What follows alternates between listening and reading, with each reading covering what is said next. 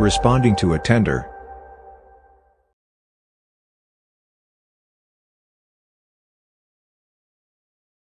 After the vendor logs into iSpec, open tenders that require a response will be listed in the Outstanding Tasks section of the dashboard. Any recently opened or tenders that have been made favorite will also be listed. When the tender is opened for the first time, vendors will be required to choose if they intend to participate in the tender or not.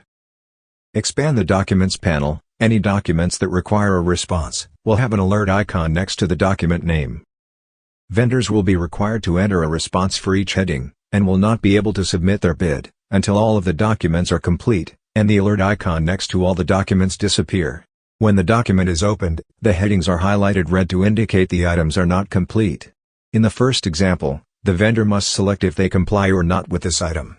If they do not comply, they must specify a reason why not. When the response has been saved, the heading name will change from red to black to indicate it is complete. In the second example, a text response is needed, so the vendor can enter text, upload an attachment, or both.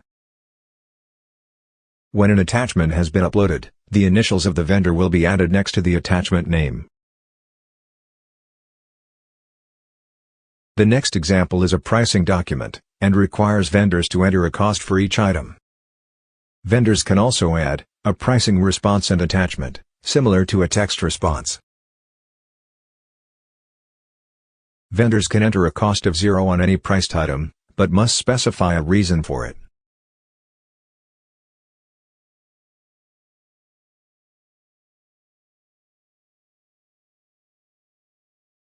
If a vendor has a query about any item, they can send and receive messages using the built-in messaging system.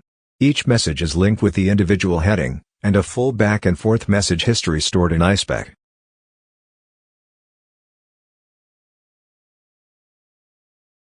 Vendors can add an add-on option during the tender open phase. Enter the price and description. The price will be added to the total cost of the item.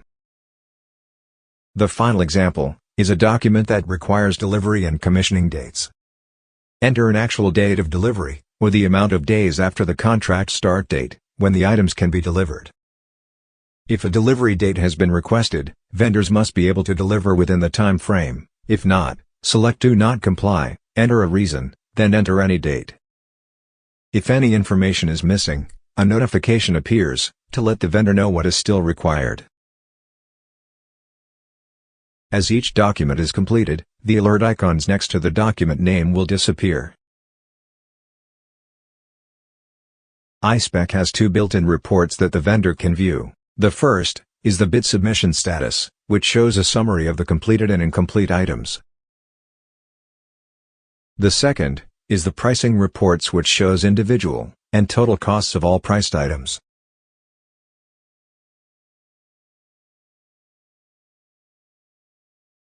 Go through the remaining documents until all of the documents are completed. Now all the documents are completed, the tender is ready for submission.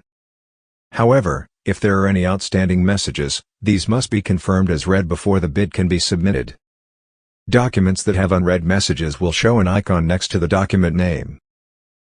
Messages can be marked as read from the messaging widget, or by opening the document. The heading with the unread message will also show an icon. When all of the messages are marked as read, the bid is ready for submission. Click the Submit button, and enter your password. The bid has now been submitted. Even after submission, the bid can be edited and submitted multiple times, up until the closing date. If an item is changed after submission, a notification will show, to warn the vendor they must submit their bid again. Failure to do so will result in a no submission bid, after the tender is closed. If the vendor has an alternative, an option can be added with a separate price. Click the Add Alternative Response button and add another price. The addition will be included in the submission.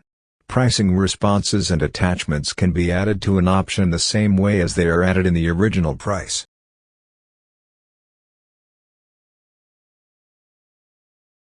When all changes are finished, click the Submit button, enter a password, and the bid will be submitted again. The internal user is not able to see any responses until the tender is closed, and the bids have been opened. Even after the bid has been submitted, vendors may decide they do not want to submit a bid after all, and can change their submission to a no bid. In the same way, vendors who decided not to bid, and submitted a no bid, may decide they now want to bid on the tender.